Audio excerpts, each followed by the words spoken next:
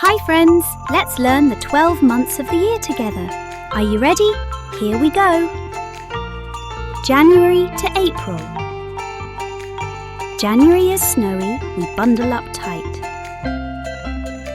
February brings hearts, pink, red and white. March has green clovers and rainbows that shine. April brings raindrops, but the flowers look fine.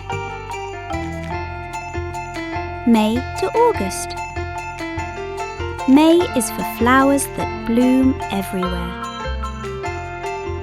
June brings the sunshine and fun in the air. July has big fireworks lighting the sky. August is beach time with ice cream nearby. September to December. September means books and school is back in. October brings costumes and pumpkin-y grins.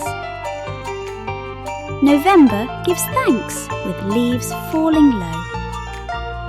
December is magic with gifts and with snow. Now let's say them all together. Repeat after me. January, February, March, April, May, June, July, August, September, October, November, December. Great job! You did it! Now you know all the months of the year. Don't forget to like and subscribe for more fun learning. See you next time.